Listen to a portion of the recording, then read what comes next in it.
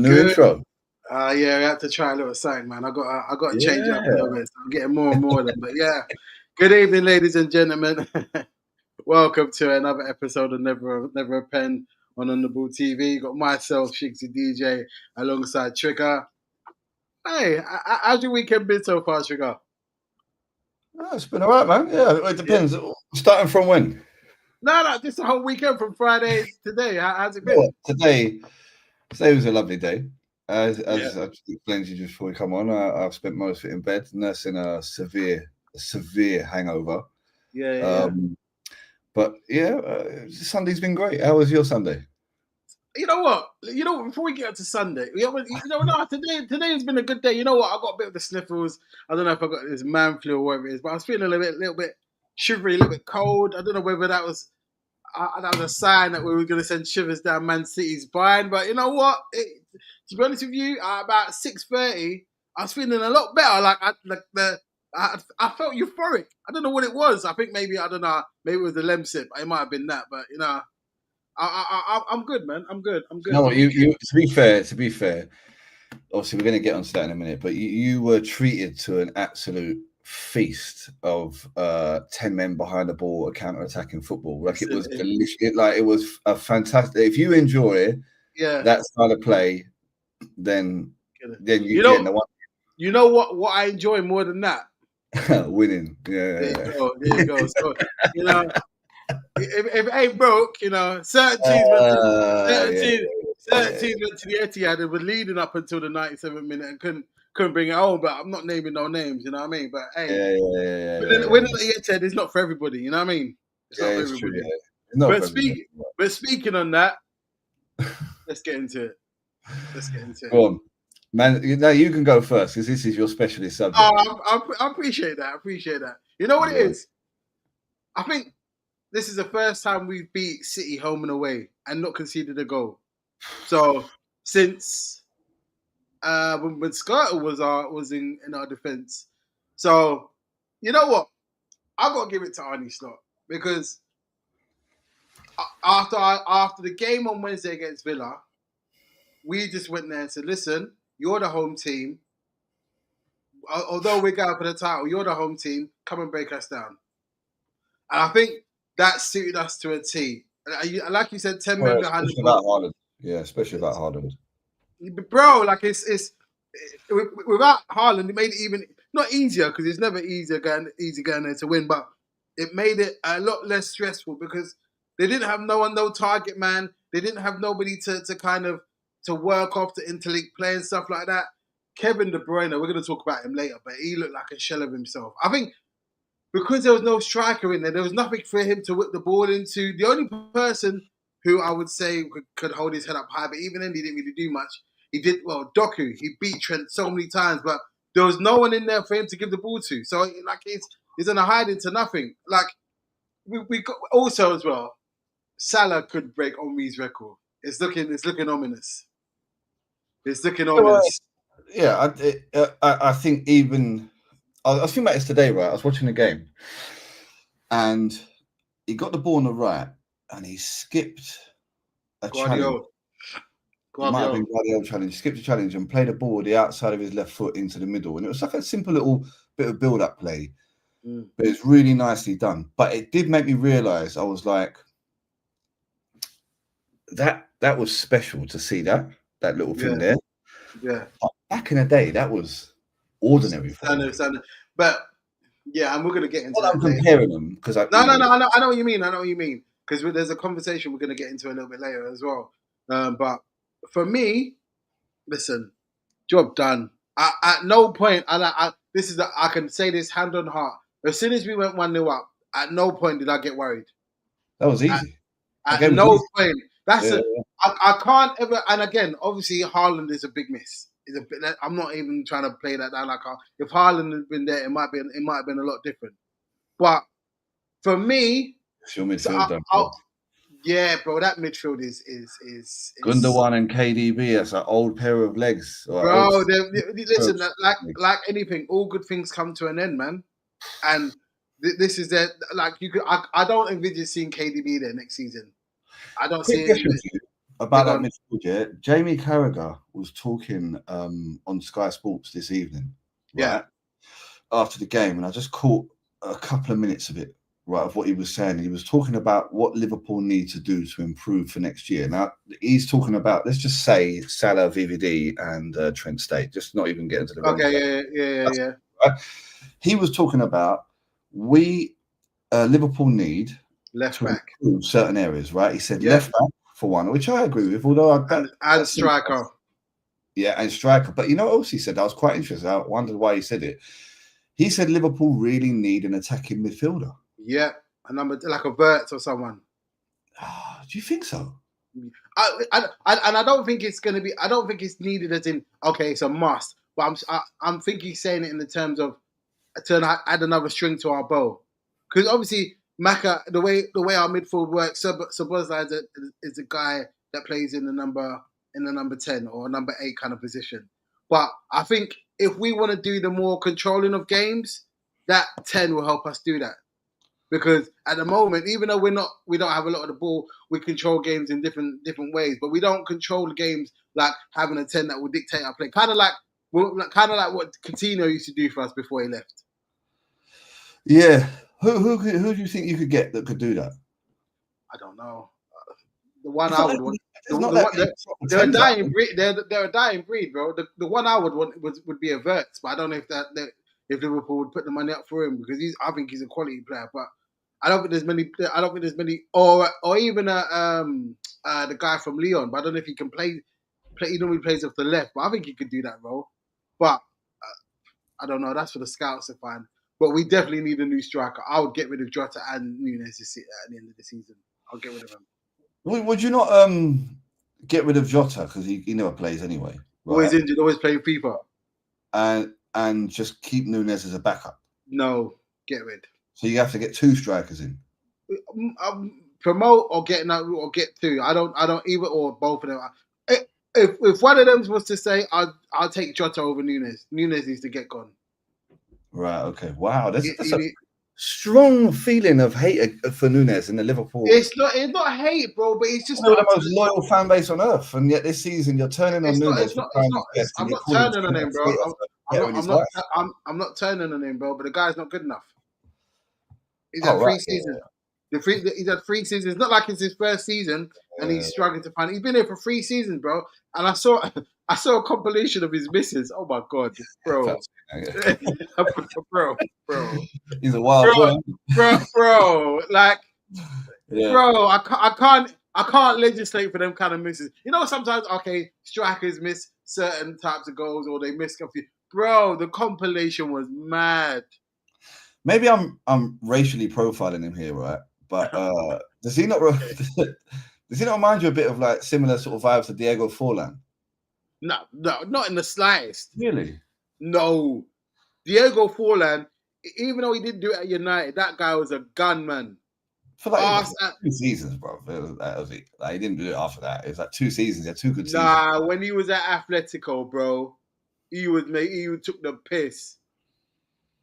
I've never seen Benfica. He done the thing, but even at Benfica, bro, the YouTube highlights gloss it over, bro. If you see some of the misses he's at Benfica are known for hoodwinking, man. Look what he did to Chelsea for Fernandes. Yeah. I'm sorry, bro. Listen, this is enjoy. Mediterranean Brighton, man. Brighton on the med. There you go. So for me, thank you for your service. But how much would you hope to get for him? Hopefully 60 mil. Hopefully, I don't know if they'll get that for him. But you think someone's going to pay 60 mil for a striker that don't score? I don't know. Maybe he needs to be in the sunny climates. Hopefully, that Atletico or someone like that will pay for him, innit? So now you're racially profiling him, right? Okay. Listen, it would look like he would do a good job there. Him and Alvarez might link up well. It looks like he's Diego Forlan's kind of Diego Simeone's kind of player. Running all over the place. Yeah, that would be a good shout. Actually, that would be a good shout. I would like that. Yeah. Right. So, question for you. Go on. It's on Trent, right? Yeah. It was interesting because I was awful defender. I'll just say that now. I was going to say a minute ago, right? It's very rare that you can play a team and you're right back. I think he was beaten 11 He times. was getting cooked, bro. Right? Cooked. But your right back gets done 11 times by a winger and you're still safe in the game, right? Which is testament to your defenders, right? Yeah. And your midfield getting back and supporting. Yeah. Is Canate, he the worst defender in the Prem? Yeah. Oh, I can't think. No, he's not. Colwell's worse. It's not. 2 weeks in a row he's catching pelters, bro. He's 21, man. Chill out. I don't. You asked me a question, I gave you an answer. All right, so in your mind, Trent is the second worst defender in the Prem? No, there's worse. There's worse. Okay, there's worse. But he's of the top teams. Trying to think. So you've got Arsenal, Chelsea, Liverpool, United. Are you not the top team? I'm not even counting them as. No, but I'm traditional top teams. I mean, I'm not in the grand scheme of things. All right. Chelsea, Arsenal, Liverpool, Tottenham. Yeah, he's probably the worst. So, but the thing is with Trent is this is gonna sound mad. He's not there for his defensive capabilities, even though he's come through as a right back. He's not there for that. But I had two questions. I knew you were going to say that, and I've got two questions off the back of that. Right. The first one is it feasible that Liverpool lose Trent on a free and become a better team? Yeah, totally. Yeah, totally. That was my view. I was watching him today, and I was thinking, listen. At the end of the day, bro, I got penalties for this because I go on Twitter and X and all that. I said, listen, if he goes, obviously he's a great player in terms of his ability going forward, but I'm not. What's the word? I'll be disappointed if he leaves, but I won't be gutted. Because yeah. Do you know what I mean? Like, don't get me wrong, he's a top player. Like, and people like, I can say that. I'm like, bro. I'll give you this example. I think if we have a more competent right back, we don't lose that Champions League final against Madrid 1-0. If you didn't have Trent, you might not have beat Barcelona. No, but it wasn't in that season. I'm talking about the second one. Swings and roundabouts, though, isn't it? With him? No. I'm not. I know. What I'm saying is, that's why I'm speaking to the defensive capabilities. Like, because a normal right back, I'd say normal, but a competent right back looks over his shoulder. Bro, I'll put it to you like this. As soon as Valverde was looking to cross that ball, I was shouting, Trent, watch the back post. I'm shouting, and this is me just watching the game. Yeah. Not someone that gets 80, 90 grand a week. Yeah. Do you get what I mean? Yeah. So today was mad. Listen, I rate Doku. I love his dribbling. I think he's a throwback winger that we haven't seen. I love watching him play. But the ease with he wasn't using any particular good tricks. It was quite. Just knock it past him. Just knock it past. Yeah. So easy. Rapid. So easy, you know. And he's quick, but I don't think he even needs to be that quick to beat Trent. Really. No, but this is where you have to give it to Slot, because every time he got the ball, apart from the time, even if he got past Trent, doubled up. Canate was there to kind of block any pass going back. And also as well, either Superstar would come over, either Gravenberch would come over, and then when Endo came on, he would cover as well. So great. I know City was struggling with their team and with their lineup and stuff, but you got to give it to Slot because he tactically outmaneuvered Guardiola, in my opinion. Well, a little bit, yeah, but I'd also say that Man City couldn't win this game with that midfield. They couldn't. Well, there you go. Gundogan, he was running through syrup. Kevin De Bruyne. He only came on. He only came on after. I think he came on the 75th minute. But when he come on, bro, he should have been an injection of energy. No, he ain't got it like that no more. Bruv, KDB, he didn't even look interested really after game, to be perfectly honest. Bro, listen, them man are on the beach. Yeah. Well, he's in Saudi already in his head, I think. Well, because look, and listen, let's be honest, that they have been a hell of a team in their era. All eras come to an end, but they've done everything a top team is supposed to do. They've done the treble. They won the Champions League. They won 4 in a row. They've broken records. So to have that on your CV and laws. Well, that's a conversation for another time. But on the football field itself, they've done their job. So yeah, they've come to an end. But listen, all great teams come to an end. Yeah. And this is their time. But the one thing I will say is this: now we're going to see how great of a manager Guardiola is. Because if he leaves now, people are going to be like, "Oh, so when everything was going great, you was there, but as soon as it started going wrong, you left." Did he? I can't remember that well.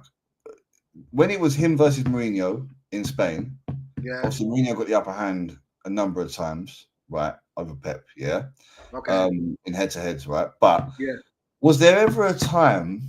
I don't think there was in which he struggled like this with Barca. It wasn't. No, because he had that stupid team: Busquets, Messi, the alien. He had David Villa. He had what's his name, PK, and Marquez, and then he had Abidal. Who else did he have up front as well?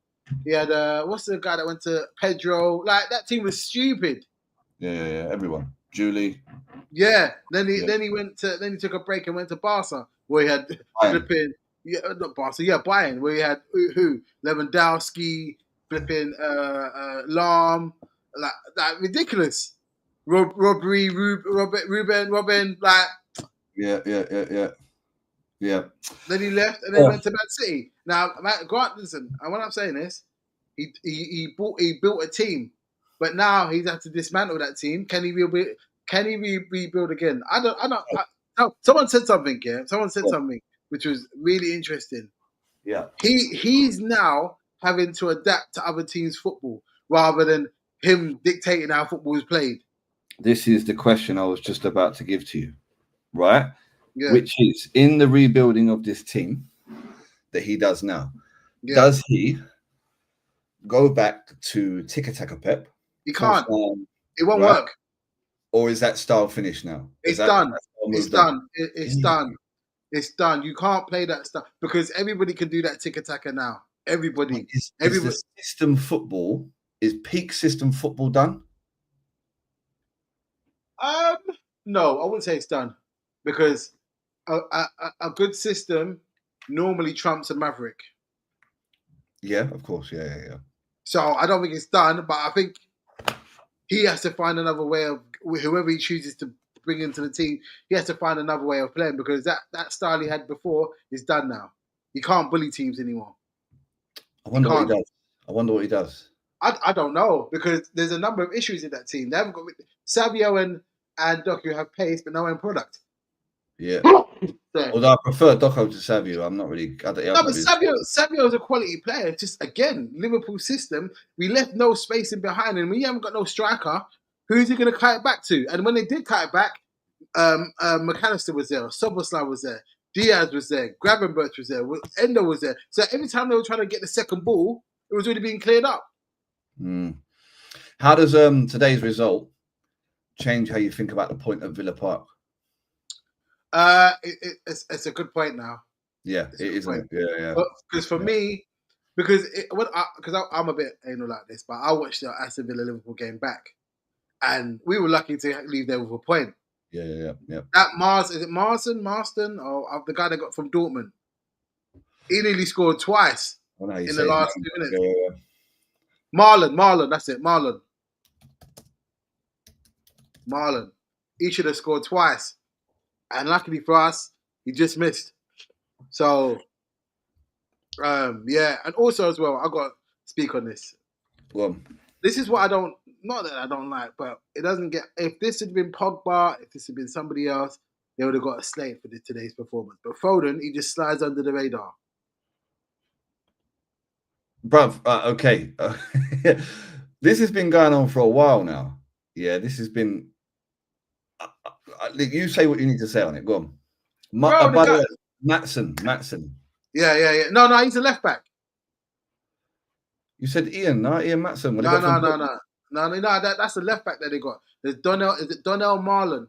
Donnell Marlon. Oh, yeah. I thought it was Malin. Sorry, right? Yeah, no, yeah. That's the guy. He nearly scored twice in the last 2 minutes. But He played for us, didn't he? did he? Yeah, it was in our youth setup. Oh well, it's what it is. Bro, doing Casper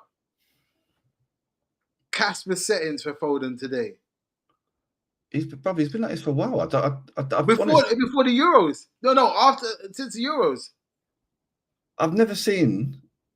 He works in a dominant team, right? In a dominant team, he works because all of these things that he can't do don't get revealed, right?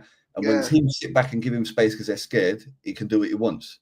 But people realize now, you put him under a bit of pressure, he's not that special, bro. There was one. Did you watch the game today? Yeah, with Liverpool City game, yeah. Did you? Yeah. Did you see there was one incident in the first half, yeah, where they played the ball into and Van Dijk is on him. Yeah. He gets beat, not gets beaten, but he gets shoved to the ground. You see him complaining to the referee. He's like, "Get up, man!" He's talking about the game. But the one that stood out for me was there was a point in the second half where he got the ball sort of centre right, perfect space for him on the edge of your box. Right? To whip it. He had a good 3-4 yards in front of him, 5 yards around him. He was actually found himself in a pocket of space. Yeah. And he just did nothing with it. Just sort of managed to sort of like walk into somebody, lost the ball. And I thought to myself, like, you couldn't get a shot off. Did you know he reminds me of it at the moment? Who? He reminds me of Odegaard at the moment. Like Odegaard's a lot busier on the ball, but the moment he has to create something, there's nothing there. Yeah. Like he can't find no one's feet. He doesn't put a ball over the top. It's just there's just nothing there. It's like you put him in that space, give him a bit of time, and these supposedly creative players are not that creative. Well, this is a thing. Like for me, this is and you can tell me otherwise. But for me, this is an even more demoralizing defeat than the 5-1 you gave them at the Emirates. You know why? You know why I say that? It's because they were nearly back in the game against us. That's why they could have won. You know what I mean? Here, there's no angle you could look at and say, "Oh, you know what? Like if this had happened, then maybe they would have." Or this, there was nothing. Okay, they scored the goal that was offside, but they only rallied because we nearly got a third goal. Yeah. So it's like I don't even know, and the humbling that they got at Madrid as well. I think this has been a shit season for them. Like it's just like it kind of reminds me of when Liverpool fell off the cliff, where Fabinho and Henderson were in the team, and we were awful, where we just didn't have no legs. Were you this bad? Yeah, we finished 5th. Yeah, I feel like Man City's position in the league flatters them. I remember they should be lower. Bruv, there was a point a couple of weeks ago where I was talking to somebody about them. It was a guy that I work with sometimes. His name's Ian, right? Cool guy. Okay. He's a City fan from up north. Okay. And we was chatting, and I said, "Where are you lot in the league? You must be about 9th." And he went, "What? We're 5th." Yeah. I went, "Shut up!" And I got the table up because I hadn't looked at the table in a couple of weeks. I went, "How are you 5th?" Because there's been teams worse than them, and that run that they went on. Yeah, I know. This is a funny season. Any other season, they'd be down in sort of 8th, 9th, you know what I mean? Yeah, but the other teams, this has been, the other teams around them have been worse. Not that they've been worse, they haven't been consistent. Yeah. Really inconsistent. Yeah, exactly. Yeah. So that's where the problem, not problem, but when there are teams that are, even though they haven't been great, they still spanked Newcastle 4-0. Yeah. But you know what I mean? One of those teams like that as well, aren't they? Yeah, we got them on Wednesday, which would be an interesting game. Right, we're going to get onto them later, but we're going to get onto them. But yeah, listen. Going back to Foden, yeah? Yeah. Moving forward. Yeah. I personally think Foden's best days are behind him now. I can't see How old is he though? Like 24, he must be 24, 25. Might be younger than I think he's 23. Phil Foden. 23, 24. 24. Oh, same age as Saka. Same age as Saka, isn't it? 25 in May. Yeah. We say Mason Mount settings. That bad? Not in terms of injury, but in terms of drop off. Yeah, that bad. Because we've done nothing all season. Mason Mount never reached the heights that Foden did. At one point they were speaking. I could see it. Yeah. I could see it. I'm trying to think of another player that might sort of, because Mason Mount. But you know what though? But you know what though? This is and like footballers now because I'm not wishing this on any player, but the Nathan Wanyeris and the Lewis Skellys, like they come into football so young now, bro, and get burnt out because I think it's burnout. If I'm honest, Nah. You don't think it's burnout? Guardiola was getting pelters because for about 3 seasons he barely played him, and everyone was saying, "You got to play him, you got to play him, you got to play him," and he wasn't. He was holding him back. So Fabregas played from 16 regularly, never suffered burnout. Well, I think it's just some people are built different, bro. It's not that Fabregas was lightweight, bro. He's built like a bird. But I think what it is if you play with your brain, yeah, it's easier. Then it's easier. And I just don't think Foden's that smart. Do you know what his drop off could be like? Well, okay. Oh, this would be terrible. Ross Barkley. Because he was looking hot at one point, and then he just fell off a cliff. Bro, I would have put my mortgage on him being a top player because I thought he was smart. Yeah, but then this is the thing, and I'm only speaking from my outsider looking in, bro. I think sometimes these players lose motivation, and people say, "How can you lose motivation, bro? When you're getting millions of pounds, billions of pounds, well, some people are not built for the love of the game. It's a job." Yeah, Ben White. Do you get what I mean? yeah, and I think that is quite prevalent nowadays as well. Do you know what I've got into recently on that topic? Right, I've started for some reason. I've got into these watching these videos from basketball. Big up, Ali. My second screen is covered by my first one. Yeah. Oh yes, Ali. Is Ali a Liverpool fan? Yeah. That's a shame. Right. Yeah. Don't go support my guys, isn't it? Anyway, it reminds me of there's a guy called Jeff Teague who does these basketball podcasts. Who basically he's quality. He's quality. I'll quit. Sorry, going off topic. It was him and some other guy. They were talking about Luka Doncic, and he was saying, "Oh, you're gonna give the white boy get the ball," and the guy goes, "He's cold," and then he does something, and he goes, "Oh, okay." I've seen the story, bro. I've seen the story. Yeah. Anyway, I've got it. So even though I know nothing about basketball, I've got into watching these videos, and it amazed me the amount of players who were successful players who made a lot of money. Nick Young is another guy that I see. Yeah, Swaggy P. Yeah. I like listening to what they say because behind it is a lot. And there's another guy as well. What's his name? Gilbert Arenas. That's it. Yeah. He's the funniest man on earth. Yeah. Legit, the funniest man. Like I think I've got a little man crush on him, bro. He's quality. He's quality. He speaks his mind. Yeah. He's just got odd characters as well. But anyway, moving on. I like the psychology of it because especially them players like that who they might have done well for a big team and they might have been a squad player and got an NBA ring or whatever. Yeah. But the amount of them talk about not really having that motivation from quite a young age, and I wonder if that's something that's always been the case.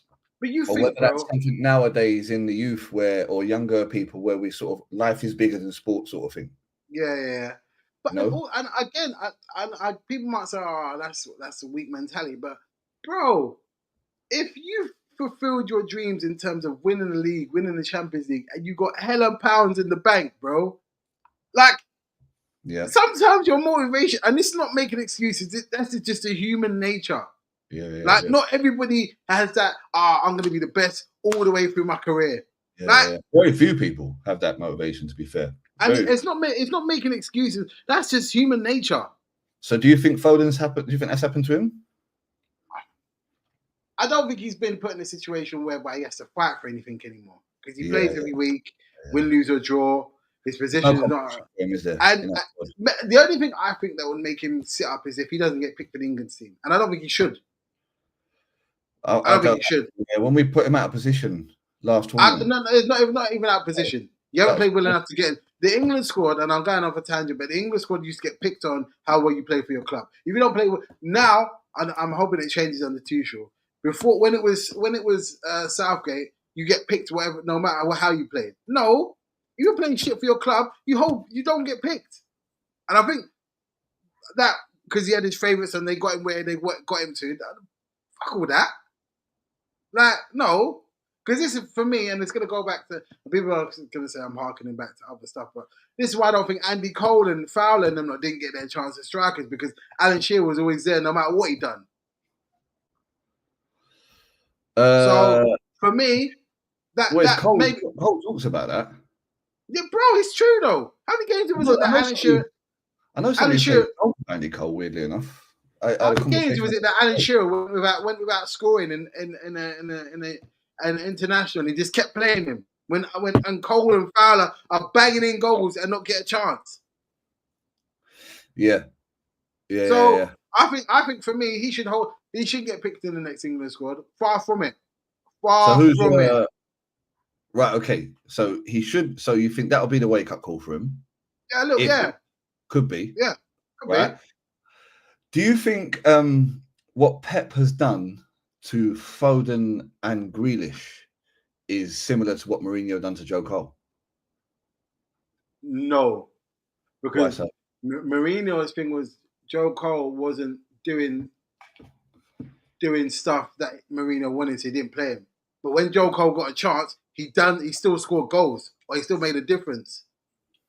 Jack Grealish, when he comes on, doesn't make a difference at all. Nothing. Do you understand what I mean?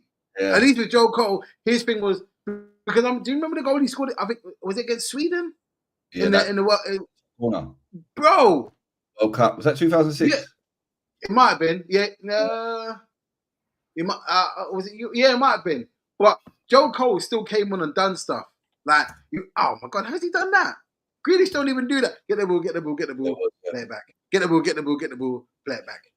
And maybe he's been turned into, because he wasn't that player for Villa.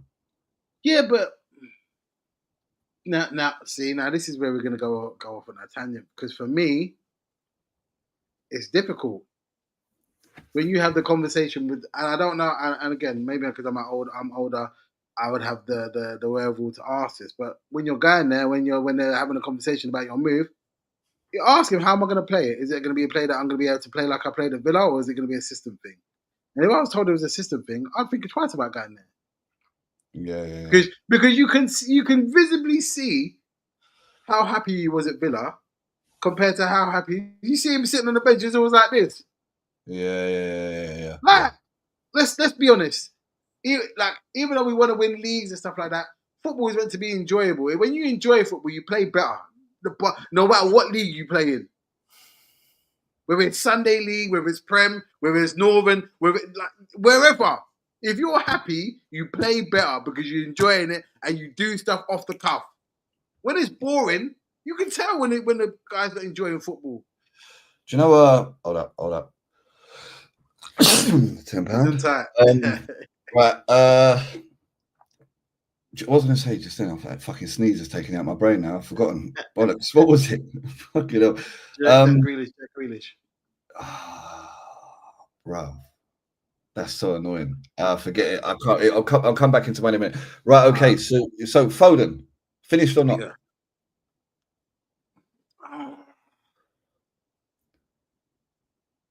If he stays at Man City, yeah. Right. Okay. Very good. Right. Anything you want to say on the Liverpool game before we move on? Not just complete, very, very assured performance. That's been our best performance for the last, I believe, 6 weeks. That's been our best performance. That's been our best performance since, I would say, no, I don't even know, because we haven't really played well in a lot of games. It's just been moments we've had. There hasn't been a game whereby we've had a game plan, we've stuck to our game plan and done our job and just been efficient. Yep. So, listen, I couldn't be happier. Right. But from happiness to you waking up at 3:00 and switching on this game. Bro, do you know what I did realise? I watched the extended highlights this afternoon because I should explain to the audience. I was out with a mate and we were drinking. Okay. And we was in. I want to say which pub it was because I'll get in trouble. Okay. But we were planning originally to go and watch the game at his place, but we were having too much fun drinking. He chilled. Yeah. Luckily, I had my Fire Stick on me from where I had to drop it off to somebody else because I had an extra one. Okay. And the pub kindly let us put it on the big screen. Connected, stream it through a phone, and it worked perfectly. Happy And days. despite the fact that I was like mild, I was watching it in a West Ham pub. By the way, it's full of West Ham fans. The right? irony. The irony. I got absolutely rinsed, man. Honestly, it wasn't a great game. I struggled to keep interested after time, and then once Bowen scored that goal, which was a good goal, and I thought West Ham looked really solid. They were hard to break down, but we're not good at breaking teams down. But it doesn't help. I'll say this. I know we make fun of each other, but you ain't got no strikers, bro. You can't do anything with no strikers. You can't. I don't think even if we had a striker, I don't think we'd have the creativity to put them in. No. We'd get a few more goals for sure. Yeah, that's what I'm saying. I don't think you lose that game if you have a Havertz or Jesus in that game. But, I'm just being honest, bro. I'd love to rinse you up, but I don't more think than most people. Yeah, I like Havertz more than most people. But in a game like that, where he can finish certain chances, but he can't. Again, he can't take the game by the scruff of the neck. We haven't got one of those players that just says, "Give me the ball. I'm doing this now." In the way that Salah does for you guys, right? Like, or Gravenberch can do, or Sloboslai can do, or Diaz can do when he turns it on. We haven't got a single like. Saka's one of them, obviously, but he's not in the team at the moment because he's injured, right? Yeah. Apart from it, we haven't got a single player that can do that. That can say, "I'm just taking control." The amount of time we spend edge of a box with Odegaard, or it could be Rice with the ball on the left, and there's like a bank of 4 players in front of them, and every one of them has got their face in the ball. No one's making a run behind. Yeah. No one's coming in a diagonal runs. No one's running a curve run. They just stand static. Okay, so let me ask you this then, because I remember you asking me this before. How much of a percentage goes to the blame goes to the manager, and how much of it goes to the players? I think a lot of it goes on the players because there's basic stuff that you know. Give me percentages. Give me percentages. I think if Arteta isn't telling them to make these runs, to make these gambling runs, then 90% Arteta, 10% players. Okay, let's go off. He's a manager, so it falls under him. So let's go to the guys that maybe he's not telling them. So if he's not telling them, this is his fault, because at the end of the day, what's the thing you're taught as I used to play out front when I was a kid, right? Yeah. And I was taught by this chain-smoking lorry driver who was our manager of our football club, right? He was the keeper's dad, a really funny geezer, a lovely bloke. Terry Wall, his name was, right? Yeah. And he's standing, "Listen, Alex, when the midfield's got the ball, you see a space in the channel, run into that space. You're not going to get it every time, but just run into space, make the run. And if you don't get the ball, but if you do, you score." And that was sort of his attitude, right? It opens up the space. Like, someone attack the space. Yeah. Someone get in behind. Curve your run and try and make it so the player can see you're making a run. Then he can go, "Okay, let me ping a ball over the top." Listen, 9 times out of 10 it don't work. That's how it works. But just standing there. Literally, they just our attackers just stand facing the ball. Not even on the half turn, sort of looking to get it on the run. They just stand looking at the ball, and it's infuriating, bruv. Because we've got one year, right? He didn't have a great game. He had a pretty poor game. He's 17, man. He shouldn't. But what I'm saying is that we're setting him up to fail with how we're playing. Yeah. He gets in front of him, and he's brilliant because he does what Odegaard doesn't do. He just wants to go forward. Looks for runners. He's scanning, and everyone's just standing there looking at him. You saw it. There was one point he looked pissed. He was cussing like what? Yeah. Like what have I got to aim for here? What have I got? And you don't need to be. The way I see it is, if you could put a centre back up front, and if you tell him the basics of make runs, then at least he'll have one thing to aim for. Yeah, but we're not even doing that. We're just not moving, bro. It's infuriating, absolutely infuriating. And as well, one thing Liverpool do great, and I was watching you guys today and comparing it with us, is although you play this counter-attacking football, what that does is it works to Salah's strengths and your winger's strengths in particular, right? Because what it does is it creates this space behind the defence on the opposing team because they can't be on the edge of your box or in your near your final third attacking and their defense sit on the edge of their box. They can't do that. So they come up. So you do that, you absorb the pressure because you've got a brilliant defense and a brilliant structure and brilliant organization. And then bang, you're out and people are running. Whereas we do. And this is the thing. That's what the guy said. Like, just to your point, he goes, whenever Liverpool are counter-attacking, they're sprinting like their life depended on it. They're making runs, right? We do this other thing. We build up slow from the back, right? We pass the ball around the back. The other team gets back. Then we put it into midfield and then we pass it around in midfield. And by this point, the other team's on their 18-yard box or starting to move towards the 6-yard box, right? The defensive line. Because they know at that point, the only thing we've got is small runners. Yeah. They're not built for winning balls in the air. But then I don't understand. Knowing that your team is has injured players, why did you not go and get a striker in January? I don't for the life of, even if you go and get someone on loan, bro, I don't for the life of me understand why you didn't go and do it. Because even when you had your players fit, you still needed a striker. Trouble is, I think there is some honesty in what Arteta's saying about this, right? Whereas in the past, we have gone out and we've bought players because we needed them at that moment and we've regretted it later on, right? Yeah, but even on a loan. Yeah, but nothing's a loan nowadays, is it? It's a loan with an obligation. A team ain't going to give you a top quality striker without an obligation to buy. And it might not be the man that you want. Rashford has gone to Aston Villa, but they're not obligated to buy. Bruv. Okay, that's a slightly different situation because Man United were obligated to get him the fuck out of the club because they felt. Yeah, but what I'm saying is, you think we should have had Rashford? No, I'm not saying that. I'm not saying that you should have had Rashford, but if that's an example that you can get a loan for 6 months, like just that, because look, Moreno is not a striker. You don't have any other strikers on the books, bro. Okay, but who can we have got? I don't. That's your scout's job. Yeah, I think they've got someone in mind. Because I know they were going after Sesko, but he didn't want to. I don't think Leipzig wanted to sell until summer. And that's it. And I think that's our problem. I think we've got a couple of people in mind. We haven't got the money to go mad. It's like you guys, right? You guys have probably got a number 9 in mind. Yeah. And if you hadn't been so good in the league, your fans would have been screaming that we need a new striker in January. Yeah, right? Definitely. But they don't listen to us, bro. Yeah. But would your owners have gone out and spent money on a player they didn't really want just to get they don't spend money even when we win the league, bro. Them man are like they hold their purse strings closed. So and we haven't got that either. So I think I do understand Arteta's. But then you're in a but then if you're not willing to do that now, when would you be when you're fighting for a title? You're not willing to do that. When?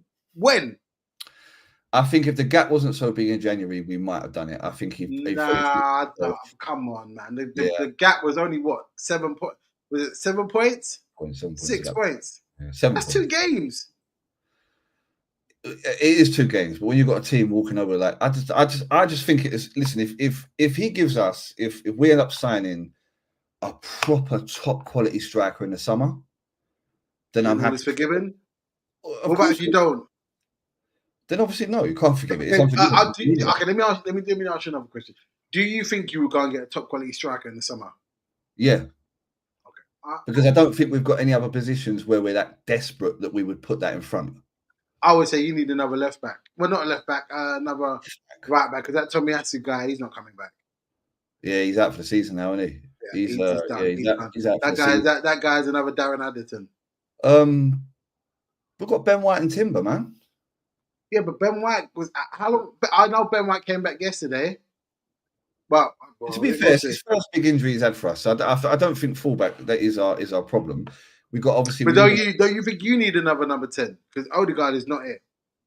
I think Odegaard's an 8. That's why he's not. That's why I have a problem. So if you were managing, what would your midfield be? Because I know Partey's going at the end of the summer. This is right. Because this is a problem for me. I've been thinking about this here next season because Rice enjoys playing 8. Is brilliant at 8. Okay. But I think we would be a better team if he was 6, Odegaard was 8, and we had somebody in at 10. You know, Havertz has played a couple of times for us at 10, and he was fucking brilliant. Like, I think that's what he was bought for. to play in the midfield. He was. We Yeah. tried to slot him in at 8 because Odegaard was playing sort of half decent at the 10. Yeah. But I think the reality is that we've seen Odegaard can't force a game, but he can build up brilliantly. And I think that build up. Him and Saka link up well. They do. I personally don't think he should come back this season, but do you think Saka will? Yeah, it depends what we do in the Champions League. Okay. I don't think you should risk it, man, because that to have surgery on your hamstring means it was a bad tear. Yeah, and I don't want him.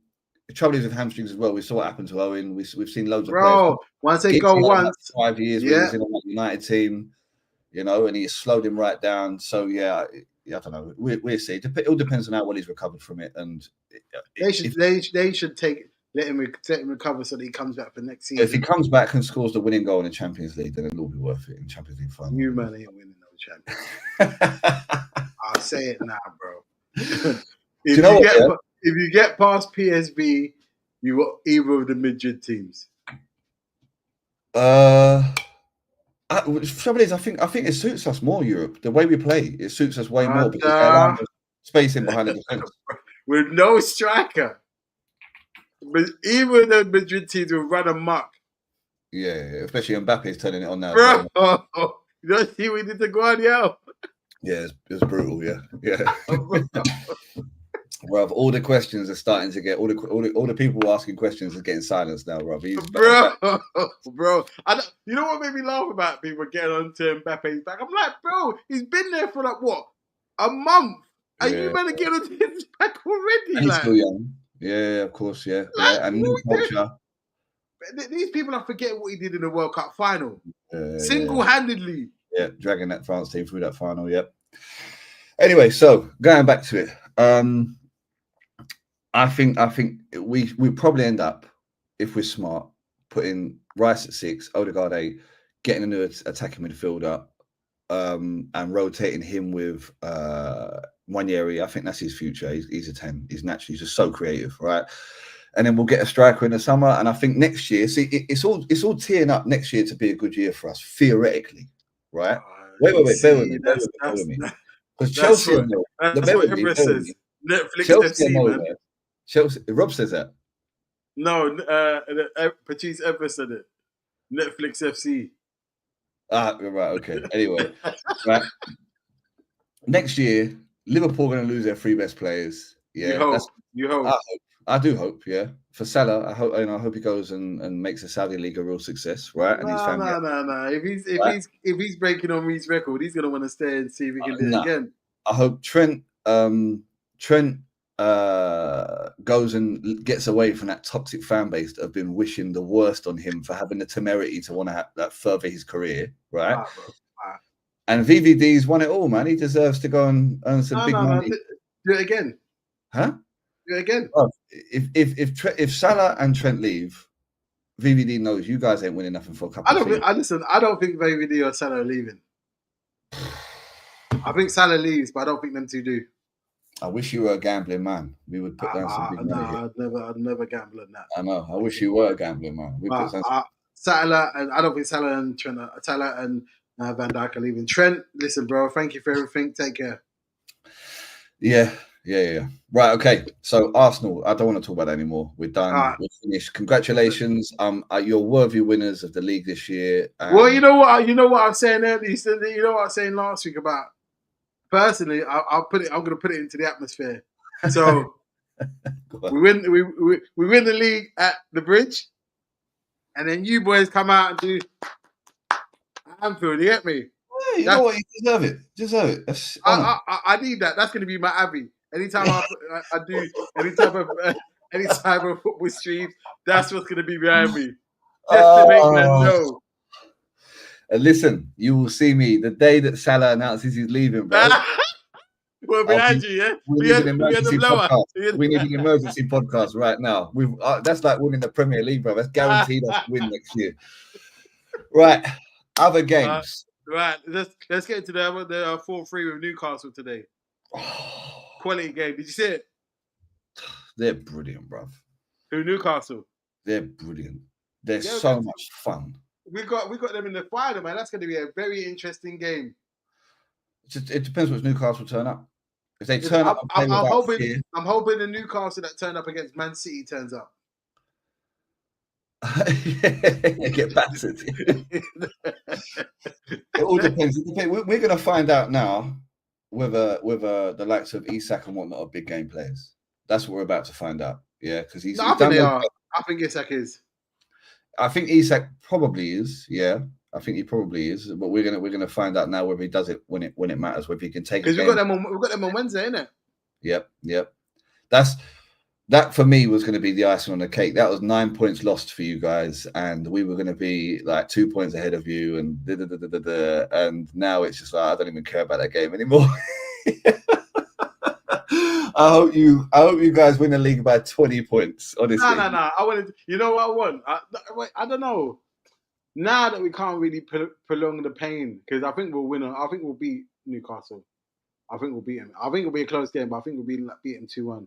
But I kind of want you to win against Forest. I don't like. I was hoping you'd lose, but I want you to. I don't want you to just fade away now. I don't want that for you. What? Because it's not as much fun. Listen, you want even if we beat Forest 10-0, you've won the league. So that doesn't matter. It's done. It's like but still, sometimes you got to play with your food, man. Yeah. No, I don't care about it. The league's done this season. It's done for us now. Where's the fun, Alex? This is no fun, man. This is no fun, man. I didn't want to win like this. If you said to me at the start of the year, yeah, Liverpool win the league, yeah, Arsenal win the Champions League, I would have bitten your hand off. You don't know how much we need to get that monkey off our back, bro. That Champions League, right? I was watching Science Today with Cesc Fabregas talking about the 2006 final. The one where we missed a chance. And it's been 18 years, bro. No. Since you got 19 years. 19 years, right? Fuck. Yeah, and I thought I was over the hurt. And bro, I watched listen. That day, and I felt it like it was that day. My cousin drove to that game and was there. Jesus, slept in the car. Wow. Drove to Paris. He was fuming. I swear. Yeah, no, he got a ticket. He went to the game. Wow, drove there and then drove back and slept in the car basically. Yeah. Him and his brother, him and my two cousins, they were in the car, slept in the car, and he said, he goes, I've never felt so dejected in my life. Never. I've slept in a car in Paris in 2016 for the Euros. And I had to leave in the middle of the night because prostitutes attacked our camper van. Oh, wow. And we got CS gassed in the cab, I swear to God. But anyway, so we digress. Newcastle. Newcastle played well. Forest have had a great season so far. They're brilliant. They're fun to watch. But then this is the thing now. Second season, are they going to get found out? Of course, they are, yeah. If they carry, they're going to be in Champions League. Nottingham Forest, you know. It all depends on whether they invest in the summer. That owner seems like the type of guy that would. Does seem the type of guy that would, yeah. But then it's how much they can invest with PSR. Yeah. You know, because it's got all these limitations. Unless he does really get battered everywhere they go. Right. Everywhere they go. First against Barcelona. First against Madrid. They're definitely not finishing top 4 next season. I can say that with certainty now. The wear and tear on that squad will be too much. Ayana versus Vinny. Who? Ayana, the right back from Forest. Left to the slaughter, baby. Yeah, it's not going to be good. It's not going to be good, bro. Good motherfuckers. What do you think of who's the Chris Wood? No, the Chelsea lad, ex-Chelsea. I know what you're talking about. The left winger. Hudson-Odoi. Yeah. He's been bloody brilliant, man. Yeah, he's the one that got the winner against us at Anfield. Bastard. Yeah. He's so good. A winner? Yeah, but he equalised, no? No, he scored the winner against us. That's we lost in the season, at Anfield. Drew away and lost at home. Yeah. A banger as well. You know, like, boom! The yeah, he's been fantastic, bruv. He's been fantastic. Atalanta as well.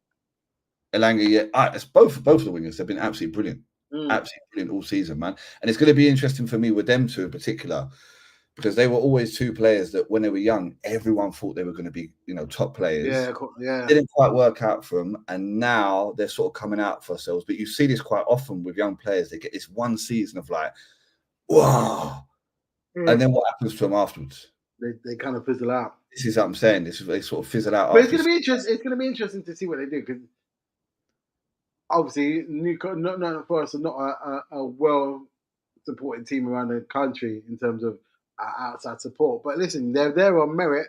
I just think today everything was just going for Newcastle. Like from the 2 goals that Isak scored, one was a deflection, the penalty the keeper could have saved. But on another day, it could have been a lot closer. And they were 4-1 down at one point. So yeah, listen to this. Yeah, go on. I nearly picked up the phone today and called the Prevent helpline.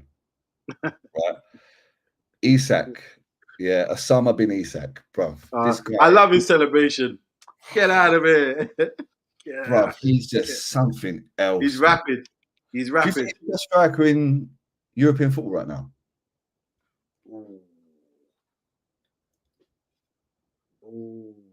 No, that's Premier League. Best striker in the Premier League for sure.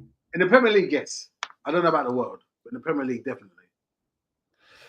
Who could potentially challenge him in Europe? Mbappe. Striker. No, striker. Oh,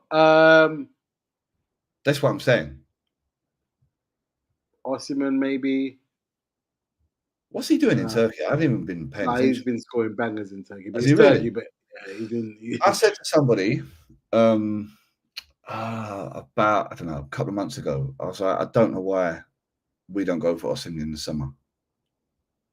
Like, be perfect. They were like, no, bruv, he's given up on his career. He's gone to... Bro, didn't I say this to you last week?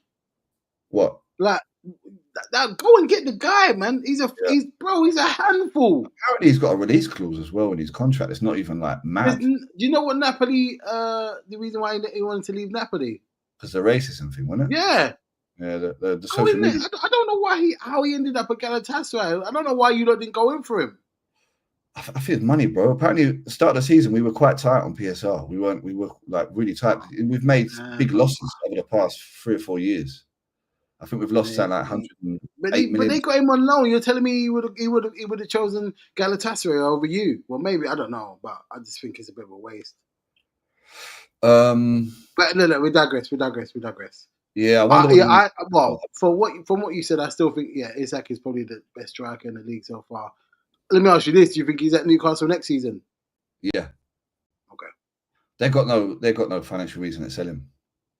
If, like I say, if this associated party thing is confirmed, they're going to announce Saudi Airlines as the sponsor, and they're going to LPs season, and then that's the end of that. LPs. Yeah, they're in the stratosphere now financially. Well, listen, let's see what happens. And a lot of players, it seems, when they go to Newcastle, a lot of players love. They love the club. Yeah, like the fans love him. Tonali's another one. Who else? Guimaraes. Yeah. That midfield is a problem. Is a problem. Yeah, especially with that bully Joe Linton. Bruv, he's Steve Bruce unit, that guy. And Eddie Howe. He should be playing rugby, man. He's unbelievable, bruv. I've noticed, if you look at all the Brazilians in the world, right, apart from Vinny, it's the most anti-Brazilian squad you've ever seen, right? Literally, they're all fucking bruisers, bruv. Like, literally, every single one of them. Ipswich Spurs, less said about this, the better, obviously. Spurs are great. You know, Brentford, what game? Palace Fulham, that surprised me. Why? Because I didn't expect Palace to go there and beat Fulham 2-0. Palace are... Right, okay, listen to this, yeah? It goes Newcastle first, Palace, Forest and Palace second, Brighton third for the most entertaining clubs to watch. No, I put Brighton higher than them lot. Nah, because Brighton can be very tactical sometimes. They can. Bro, I enjoy watching Brighton play. That Mantoma, that Minte. Oh yeah, quality players. But then I'm saying they play beautiful football, but they can be a bit tactical. Whereas Palace is just balls to the wall every game, and I fucking love it. Eze, who's the striker? Mateta. Mateta. I love him, man. Unit. The double nutmeg. Yeah. Bro, left through his legs, come back that way, through his legs again. Oh man, I think he's brilliant. I would be happy if we signed him, man. He plays football. But this is the thing, bro. The thing is, and I know we keep bringing it back to Arsenal, but you don't need anybody too special, bro.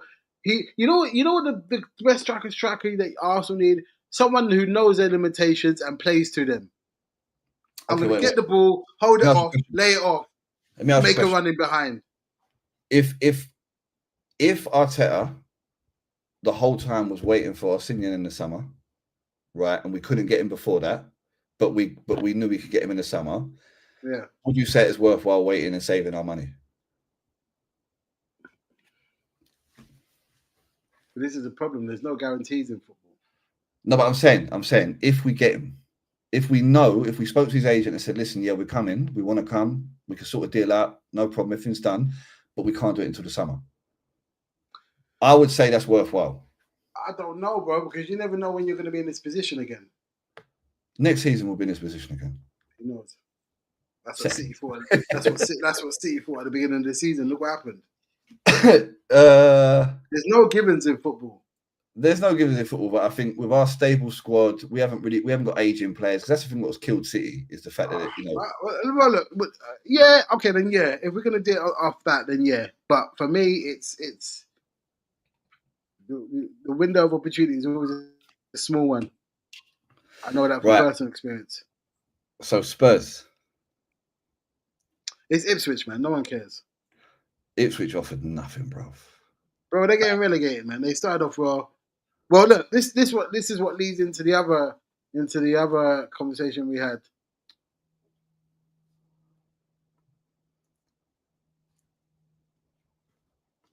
What can they do? I've got a suggestion. And tell me what you think. It's a bit wild, but tell me what you think. So, the first two teams that get promoted, yeah, whatever margin. So, if the top team wins the championship by 9 points, they get that. They start off with that margin when they start off in the Prem. And then the second team, however much they finish above the third team, they have that margin of points when they start the league the next season in the Prem. And then the team that gets promoted, they start with 0. Nah. No? Nah. Okay. I think the problem is with that, because the trouble is you got like a team that is struggling to stay in the league every year anyway, right? Like they have done the work to stay up the previous season. So I get that, but at the same time, that the team that's coming up is at a bigger disadvantage than you. They are, but the reason you're in that position to begin with is because you put the work in to get there. Yeah, but I'm like I said, I just put it out there just because I was thinking more of a money thing. So I was thinking the solution might be to allow them, the teams coming up, to allow them greater amounts of losses to make over the time they're in the Premier League. What, to buy better players? To buy, yeah, because that's what it comes down to. It's just investment. They need more investment. Yeah, but then this is the problem. They're going to have to pay exorbitant amount of money to get the player that they want to come to their team, because they're going to think, why am I going to go there to get relegated? Well, yeah, but you know who did do it? Who? Who signed 21 players after getting promoted? Nottingham Forest. QPR. Nottingham Forest did. Oh, wow. They signed 21 players, bruv, and a lot of them didn't work out, but the ones that did worked, and they ended up staying up. So I think that would be the equaliser. I think it's just allowing them a bit more financial freedom, and then obviously saying if you do go back down again, obviously we'll sort it out with the parachute payments in a different way, right? Fair enough. But I think that would be the way to do it, is to allow it. But even then, that will, because all the clubs at the bottom would then say, "Well, this is bullshit." Yeah. Because now they've got bigger spending power than we do. So I think the problem is, there is a football right now has a strength in depth problem. Yeah, because of returning to systems. Yeah, and I think the players coming through now in the lower leagues, they're just not as good as they once were. Like I could never see a Jamie Vardy or a Kevin Phillips or a Drink water. huh? Drink water or Golo Kante, yeah. Players coming up, they're just not coming up anymore. The players that are coming up, they're going back down again, and very few people are keeping them players and being like, oh, you know, let's go after that team's player because at least he played well. Just doesn't seem to happen. So, well, look, that leads on to this point then, in terms of them playing well, and we'll make this the last point of the game of the show because I am struggling. yeah, go on. No, hold up, no, we're not making this the last point of the show, yeah, because I know you don't want to answer and talk about the last point of the show. No, bro, I've already told you how I feel about what's going to happen with that. No. We haven't. Go then. Answer this then. Answer that. Go on. Do you agree with this point, first of all? Go on. I think, this is my point of view, the best teams, the most successful teams in the Premier League now are the most boring ones to watch. We had years. I don't think it's boring. They're just efficient. But what I'm saying is, I don't agree with that because it's always been like that. Even when United and Arsenal. Nah. Let me finish. How many games did we watch whereby a team had bare chances and then out of nowhere Henry would top bins it, or out of nowhere Teddy Sheringham would head a back post? Not that many. Bro, that was bare. No. Bro, listen, United used to play amazing, expansive, attacking, balls to the wall football. Arsenal used to play beautiful, technical, attacking football. And now, like Liverpool, yeah, amazing team, so efficient. But when they ain't got the ball, they got 10 men behind the ball. Yeah, but didn't United do that? It's boring. That's part of the game. Yeah, and now it is part of the game. I'm just saying it's boring. But it's always been part of the game. I don't think it has. I don't think we. So United never played with 10 behind the ball? Only for small periods of the game. I think we're doing revisionist history right now. I'm just saying, my point of view is, I think all the best teams to watch, the games that I don't enjoy watching Arsenal. The way we play. Because your team is dead, cuz. No. Even when we play well, we're winning sort of 1-2-0s. We have the occasional sort of 4-5-0. Okay, fine. But even we're playing, and I just think the sort of football we play, the sort of football Liverpool play, the sort of football Man City were playing for years, is so boring. If it wasn't for Salah, like watching Liverpool would make me suicidal.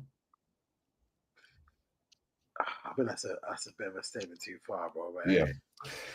Right, last question, quickly. Let's get this done. 5 minutes. 5 minutes. I know you're struggling, but we need to talk about this. This is important, and I think we're going to have a few conversations about this, right? Yeah, hold on. Which is, if I'll take into account you don't believe that it will happen, but if VVD, Trent, and Salah leave, who are the replacements? Name 3 replacements for those players. In your mind now. I know the scouts might come up with something completely different. I want to know in your mind who can replace them. Okay.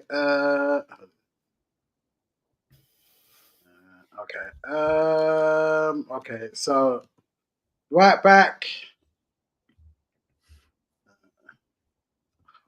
I would say. Let's see. Right back, I would say Frimpong from Leverkusen.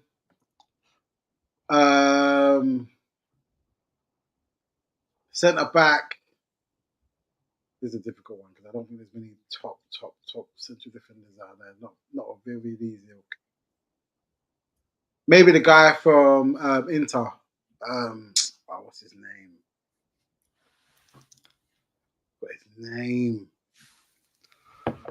Is he left-footed?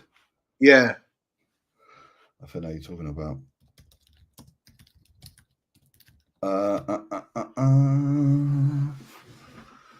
Bastoni. Yeah, Alessandro Bastoni. Yeah, I'd go and get him. And left wing, I don't think there's anybody there that could replace Salah. We just have to find somebody and hope he kind of gets half of what Salah does because Salah's been a phenom. Like I don't. Him He's an leaving out. makes what you do at 9 even more important. Yeah. I don't think, but yeah, I don't think you could replace Salah. Not that amount of goals, bro. Okay, Like I swear, he's out. Is he sixth or fifth in the all-time Premier yeah, League goal scorers? yeah. They don't come around. They don't come around like. They don't Yeah. come around like that, bro. Okay, so if is there anyone you can think of that you think to yourself, he looks like someone? I've got someone in mind for this. I would go and get Rodrigo, but I don't know if Madrid would let him go. I don't know. I think he's Rodrigo's. I think that guy is so underrated. Yeah. I don't disagree. I think he's great as well. Yeah. But I don't know. I don't think Madrid will let him go. Or if they do, you have to pay for the nose. So I can't think of anybody who I think would be able to get to that same level as Salah. Not off the top of my head. I think if you go out and get a 20 goal a season striker, Isak. right? If you Isak or Simeon even, why would you not go for him? Yeah. Right? Do you know who I would love to see there? Well, I love the way he plays. Like, he's one of my favourite players to watch this season. Minter. Minter of what, from Brighton? Brighton. He's only 20 as well. Yeah, but he's not got the same kind of output. Of course he hasn't. You're not going to replace Salah. No, that's what I mean. That's but I said that earlier. But even half of that, for him to get 10 goals in the season, it would be a struggle for him because he's only 20. Goals? 10 in the league. He'd get 10. I think he's going to be. Do you know Salah's got 51 goal GA this season in all comps in 39 games? And that's the point I'm saying. Currently, you have your number 9s scoring fuck all. Yeah, because they're fucking donkeys, man. Bro, why did you mention number 9? Man? That anyway, listen. Donkey. Let's look at the positives, right? If you can go and get a number 9 that scores 25 goals a season, which I think you could do, yeah. Mm-hmm. And you went and got a winger who can contribute 10 to 15, but who's brilliant at chance creation, as an engine, runs all day long, plays like he like. I think Mintz would be perfect for that, bro. Yeah, maybe. No, but I had him down as my player of the season. Minty, yeah, from Brighton. I had him playing like on my other show. I had him down, but again, it's that Brighton conveyor belt, isn't it? They just keep churning them out. Yeah, churning them out. Like it's just. What? So you think he comes to you and drop off? No, I don't think it would be a drop off. I just think, and this is no slighting him, but to move from a Brighton to a Liverpool at that age is a big step up, bro.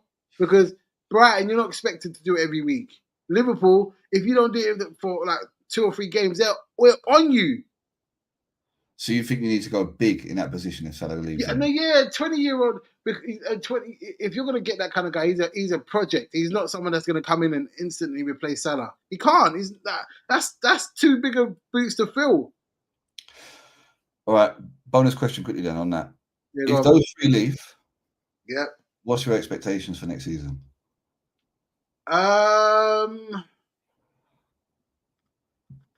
Top 4.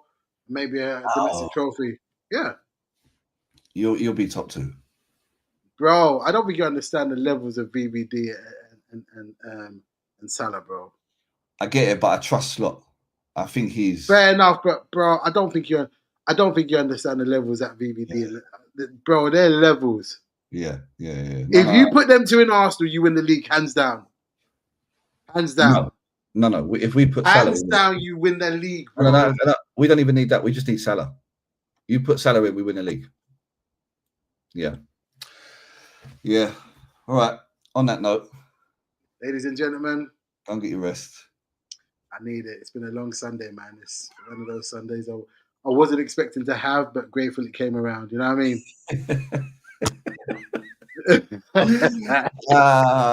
Congratulations. Love it.